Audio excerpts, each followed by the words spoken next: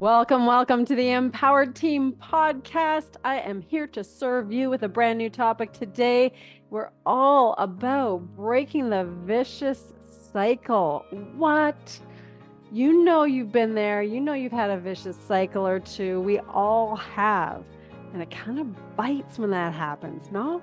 You feel like you are going into a spiral and it's not stopping, and one thing leads to the next, and then you've got this outcome that is so far from what you really wanted. And you feel like you are so far from your normal state, it really sucks you into that spiral, that vicious cycle. We don't want that. And one action leads to the next, and they keep going lower and worse, and you just feel like you can't get out of it. It feels like a slippery slope. It's like the awful toilet bowl. And yet, we can get out of it. We can do the things that can have a better experience. So, how do we break the vicious cycle? Let's dive in. First of all, my lovely dog Pepper here is my sidekick today. So remember that we are here to be an empowered team. Why? Because you love to take care of yourself and love to take care of others, and you take purposeful action, and you are up to something so much larger than yourself because you're contributing to some project, something that's going to make a positive difference in the world. And we believe in you. And that's why I want to deliver these tools to you so that you can function at your best. You can literally optimize how you show up in everything you do. So breaking a vicious cycle is going to be a key thing because you don't want to get sucked away from the positive things you put into the world. So I'm going to give you a couple stories here. Usually I pre-frame this into the categories of self, relationships, and career. Now, most of the people that I work with, I'm supporting them in their leadership roles in career. However, anything that happens personally with your health, with your own mindset, with your own attitude or mood, anything that happens with you personally affects everything else. And same thing with relationships. We'd like to think that they are all in separate boxes, but they overlap. They permeate each other. They make a difference and an impact on how we show up in each of those areas. When things go amazing at work, guess what? We feel better in how we perform on a day-to-day basis personally. Same thing when things go amazing in our relationships, we tend to have that extra kick in our step in our other career or mission-based activities. So, personal. Back in over a year ago, I went to do my workouts. I work out every day in some form or another. Sometimes it's more like recovery activity. Sometimes it's more like an intense lift. Sometimes it's more like an interval run. It might be training for a race. That's how I would typically operate. And I got a cold, and I just was not kicking this cold. And then I felt worse. It was like something else was going on and I didn't know what it was. And yet I was so programmed to do my workout that I just went to go do my workout. That's just what I did. And every time I went to do my workout, I felt so bad. I just couldn't do the things that I wanted to do. And so it went from trying to work out and then really feeling awful and then feeling more exhausted. And then I wait a couple days and I'd try again. I'd think, okay, I'll give myself the recovery from this cold and I won't do anything for a couple days.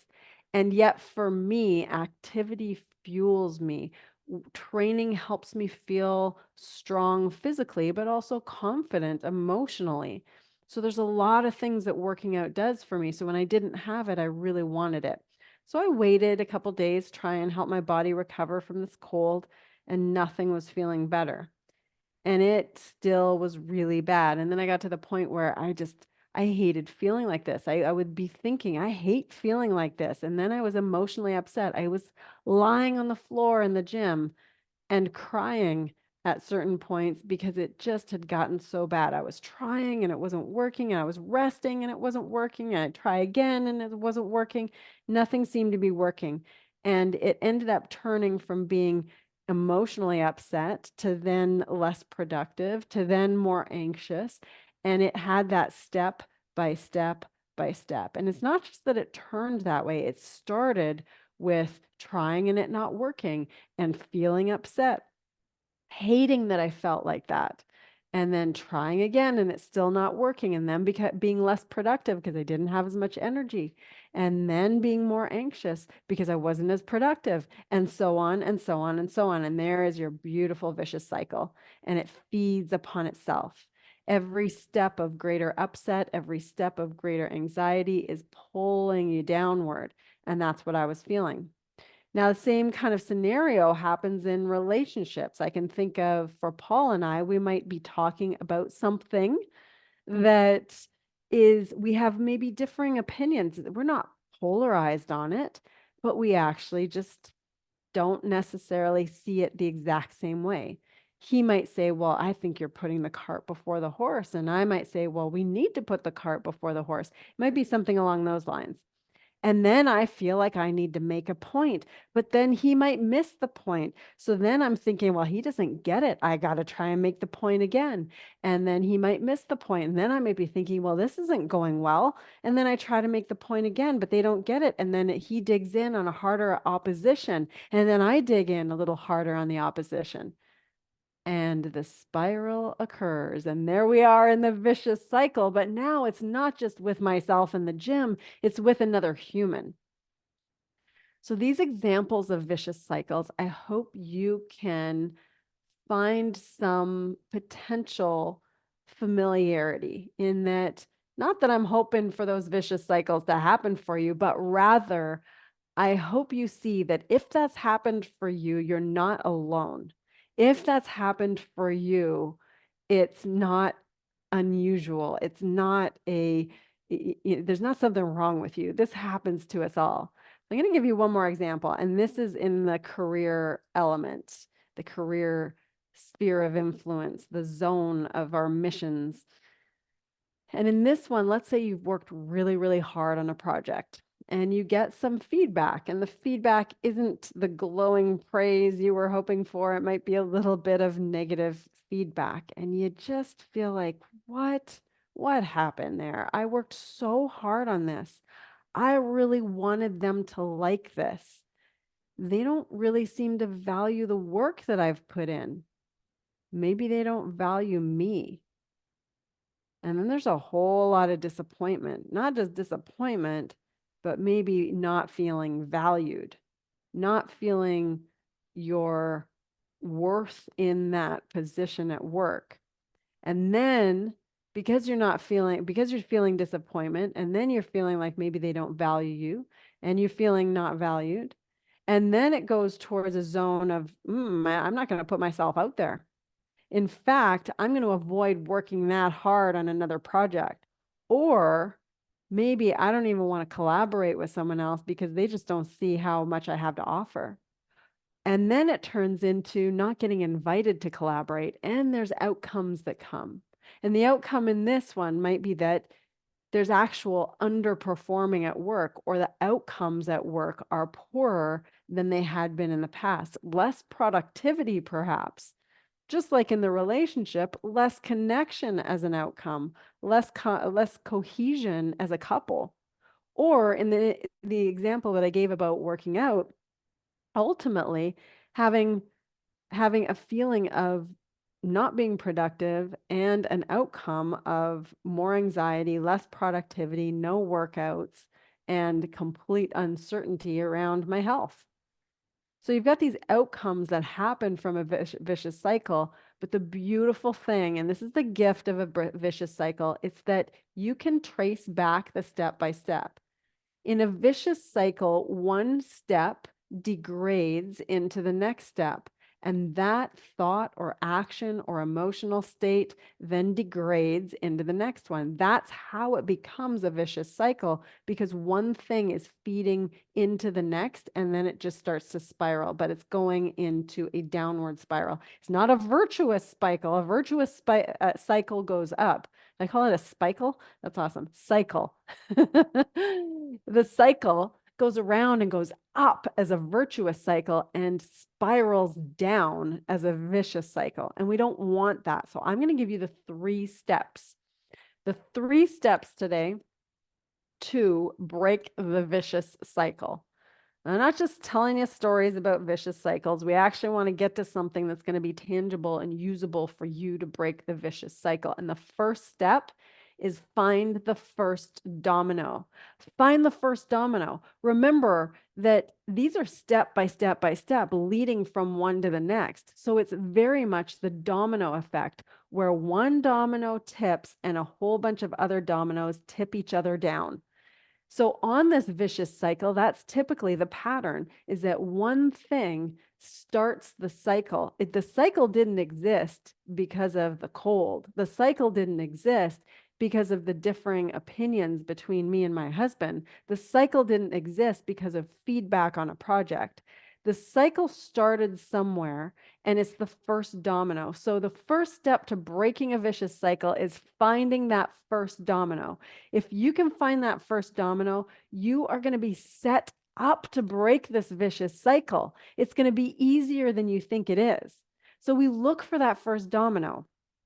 When we look for that first domino in the examples that I gave you, we're looking at a scenario where that first domino is typically not what you think it is. Most of us are going to go into that first domino and think that it was the getting sick. We're going to think that it was the bad workout or feeling badly. That's typically not the first domino. The first domino is typically a thought. It's a thought, because the getting sick, or in the other examples, a differing opinion or feedback on a project, those are circumstances. And what I mean by that is they are neutral happenings in the world. It's just a thing that happened. It's not good, it's not bad, it's not right, it's not wrong. Only when we make it that way, that's when it starts to turn into the potential dominoes that go into a vicious cycle. So we want to look for what was the first domino. If I look back at the example of my workout scenario, chances are I'm thinking initially, if this was you or me in the moment, I'm thinking that, well, the first domino is that my workout didn't go well. That's got nothing to do with how that domino gets propelled forward. The first domino is that moment that I go, I hate feeling like this. I didn't say it to anybody but myself. It was in my head. I hate feeling like this. Even though the workout felt bad, even though I didn't like it, it's the moment of not liking it that starts the domino effect. Because when I'm thinking the thought, I hate feeling like this, I was getting emotionally upset. I started to feel emotionally bad and physically bad. I started the domino effect with that one thought. That was the first domino. The first domino wasn't a bad workout. The first domino was my thought about that bad workout that then played into the emotional state. And that emotional state, then I didn't like that, because the emotional state had me taking action, which was inaction. It was less productivity. As soon as I was less productive, well, I didn't like that. I hate feeling less productive. And then as I didn't feel productive and I hated feeling less productive, I felt like I felt lazy. I felt unproductive. Well, then that spawned another thought that spawned more action, which was inaction, less productivity. Well, then I hated feeling like that. I hate feeling unproductive. I started to feel anxious. And then when I was feeling anxious, then I was taking actions that I was too sick to do, trying to work out hard again, which wasn't the action that my body needed. So there goes the vicious cycle. If I look at that same first domino, look at it more towards the example in the relationship, the tendency would be to look at, oh, we have differing opinions. That is the trigger. That's not the trigger. The trigger is the moment that I'm thinking that they missed the point. It kind of has this tone of what's wrong with them. And then it has a tone of what's wrong with me. What's wrong with them? What's wrong with me? What they're saying is wrong, and on it goes. It started with the thought. That was the first domino that went into a vicious cycle. It's the thought of, they missed the point. They missed my point. They don't get it. They don't get me. Somewhere along there, that's the first domino. And the way that you know is because of how you feel when you find it. If you back up one step before that, if it was still relatively neutral, then that's not the spot. And remember, the thing that we're making mean something, we're meaning making machines. If it was that we had differing views, if I made that mean that that wasn't a good thing, then the not being a good thing thought is the first domino. Not the fact that we have differing opinions. That's neutral. There's nothing wrong with that. It's the thought that I have about it that there's something wrong with it. That's the first domino. So if you can make that distinction, you are changing the game. You are breaking the vicious cycle already. That is step one. It is a powerful, powerful step. And all it takes is tracing backwards. So you're going to do this when you're in a space of looking back and you're calm, you're in a great state. You're not looking at it from the space of, this is all wrong, I have to fix it, what's wrong with this? You're in a poor state. You're actually looking back and reflecting on something in a great state. All right, next one, see the pattern. So step number 2 is seeing the pattern. See the pattern of what I just described. So you've got the domino, you've got that first domino, it started here. Well, what do I tend to do when I think that thought? What tends to happen? What do I tend to feel when I think that thought? And then what do I tend to do when I feel that feeling? What is the pattern? And typically the pattern goes something like this. The thing that happened neutrally in the world, then we've got our thought about it, then we've got our emotion, then we've got our actions that come from that emotional state. And all of our actions lead to our outcomes. So if some vicious cycle has led to disconnect in a relationship, some vicious cycle has led to poor productivity at work, there is an action prior to that. There's an emotional state prior to that. There's thoughts prior to that. And there are multiple trigger points of the thoughts that we're thinking. And it starts with our thoughts. But if you can see the pattern, well, what do I tend to have as a pattern in that circumstance? When I get sick and I want to work out, what pattern do I tend to have? Do I have a pattern of pushing too much? When I'm in a workspace and I get negative feedback, what pattern do I tend to have? Do I tend to really resist or not like any feedback at all from my project?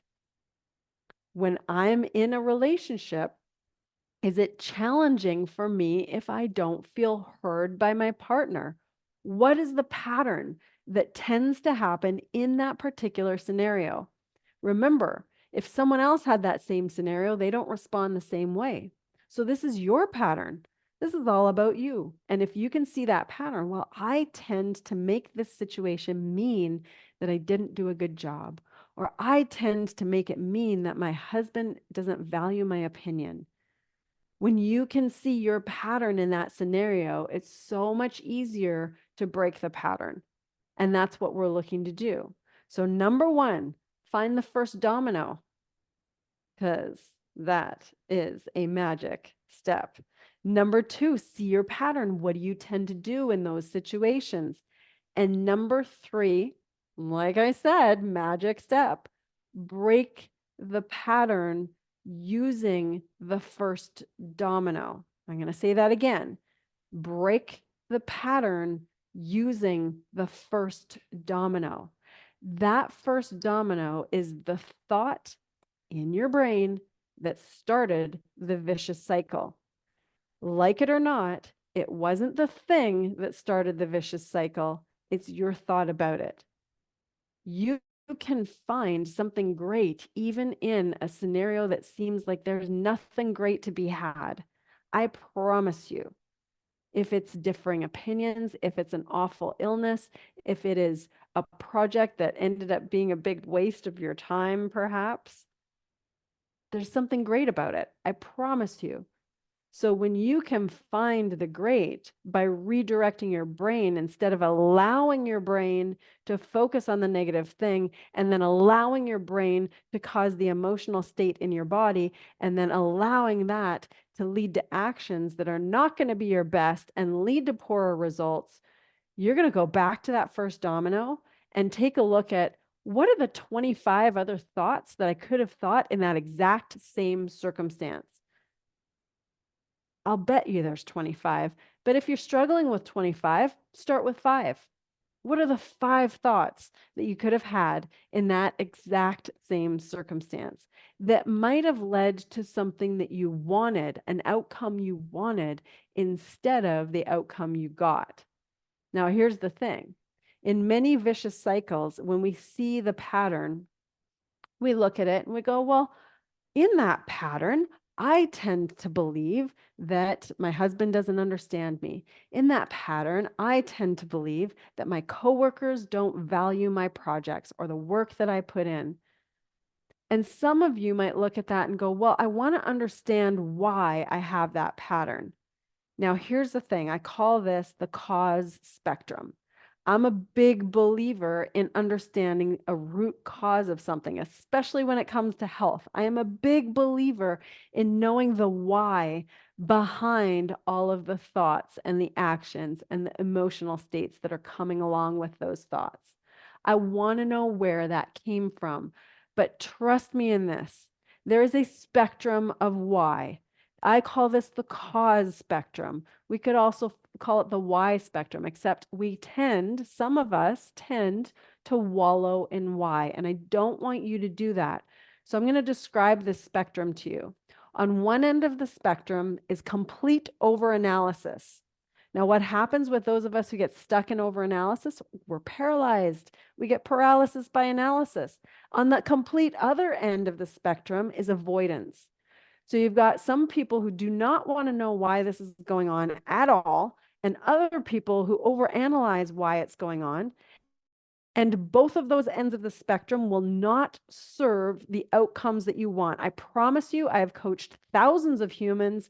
And if you get stuck in the overanalysis and if you get stuck in the avoidance, both of them will lead you to outcomes that you do not want. And mostly it's not changing anything and staying in the outcome of a vicious cycle, which is typically something that no one wants. Otherwise, we wouldn't call it a vicious cycle. So on this cause spectrum, on this why spectrum, we don't want to wallow in overanalysis, the why of overanalysis, and we don't want to be in avoidance. So we want to get into the sweet spot. And the sweet spot, the very middle of the cause spectrum, is action. And on either side of action is understanding and awareness.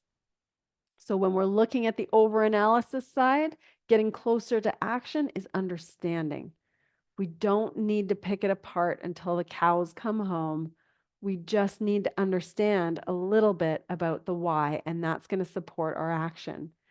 Or on the avoidance side, when we get closer to that sweet spot, what's closer to the sweet spot of action is awareness. We're just aware that, hey, I know why this pattern comes into effect. I know it's there because I witnessed that same pattern thousands of times as a child in an environment with my parents. Or I know why this happened because I got really hurt in high school by some bullying when I did this project I worked really hard at. And I get that same kind of effect when I bring that into work. So you don't have to know every nuance or detail about the cause of why your pattern comes to the forefront again. As long as you are in that sweet spot of understanding or awareness, that's going to get you into the action of breaking the pattern, breaking the vicious cycle. So, as a recap, vicious cycles, they go and they build step upon step upon step upon each other to lead to an outcome that you don't want. So, we want to support you in breaking that cycle. Number one, the very first step is find the first domino. When you find that first domino, that's going to help you start to make the changes that you want. Step number 2 is see your pattern. See your pattern. See what you tend to do in that situation. Get really general, back way up and go, if I had to repeat this a whole bunch of times, what do I tend to do? What do I normally do in that? You can do this with a lot of love, a lot of grace, a lot of respect for yourself when you're looking upon your pattern. Then step 3 is breaking the pattern. Breaking the pattern by using the first domino, by deciding what other thoughts would I love to be thinking about this situation? What thoughts can serve my emotional state? And then that's where I'm going to take action from. And then, as a bonus here, you want to understand why you have the patterns that you do. Now, don't think that you have to have a full understanding, know all the nuances, understand the psychology behind it. No, you don't. You just need to be in that sweet spot of somewhat awareness or understanding that's going to support action, period. That's all you got to do. So then you can look on those patterns and go, okay, that's a pattern I'm willing to leave in my past, because I promise you that pattern came from your past. And if you're ready to leave it behind, the place that it starts is with that first domino, that first thought. Instead of, I hate feeling like this, try on, what do I need? I'm going to support my body right now. Instead of, he's missing my point, trying on, how can I support him in what he's saying right now? What does it look like?